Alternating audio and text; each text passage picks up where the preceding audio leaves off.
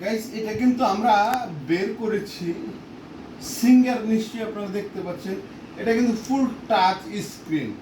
এটার মধ্যে কোনো বাটন বা কোনো ধরনের কোনো কিছু টিপতে হবে না, জাস্ট টাচে টিপ করলে সব হয়ে যাবে। এখন দেখব খুলে আসলে কি হয়। এখানে 33 বিল্ট ইন রিসিপ্ট, মানে 33টা আইটেম করা যাবে, এই ধরনের কিছু একটা লেখা আছে। আমি একটু খুলে দেখব। আর আরেকটা জিনিস কিন্তু বন্ধুরা আপনাদের বলে দিচ্ছি, এই যে ভলিউম, টাইমিং বা যা আছে সব টাচ স্ক্রিন। একটু খুলে দেখবো আসলে এটার ভিতরে কি আছে। একটু দেখি আমরা। প্রথমে পেয়ে গেলাম একটি ম্যানুয়াল বই। হ্যাঁ, ম্যানুয়াল একটি বই পেয়ে গেলাম, এটা রেখে দিলাম এখানে। এরপরে দেখা যাক কি আছে এটার ভিতরে।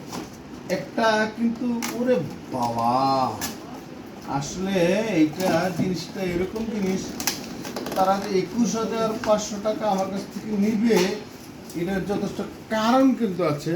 এটা হচ্ছে প্লেটটা যাতে ঠিক থাকে সেই জন্য এটা দেওয়া। এটা মনে হয় প্লেট প্লেট বা অন্য কিছু, এই ধরনের প্লেট আমি কখনো দেখিনি। কাচের প্লেটও আছে, জাস্ট এই প্লেটটাও কিন্তু আছে। যাই হোক, একটু দেখবো আমরা গাইস।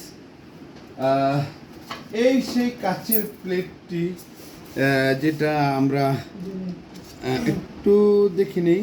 এখানে কিন্তু একটা চাকাও কিন্তু রয়েছে বন্ধুরা। চাকা চাকা চাকা চাকা এটা চাকাটা কিভাবে দিতে হয় সেটা আমি জানি না।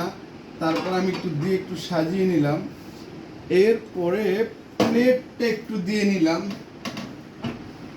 এভাবেই তো হবে, তাই তো সুলতানা?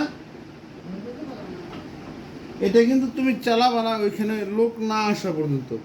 এটা কিন্তু আরেকটা প্লেট।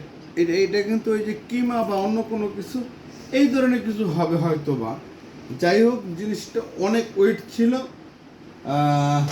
এবং অনেক বড়। আমি কিন্তু গাইস যেই সব জিনিস কিনি, হয়তো কিনতে পারি না, কিন্তু মাঝে মাঝে কেনার চেষ্টা করি, কিন্তু ভালোটা কেনার চেষ্টা করি। আমি এটা কিনেছি। আমি এই ধরনের কোনো কিছুই এখন ছুটাবো না।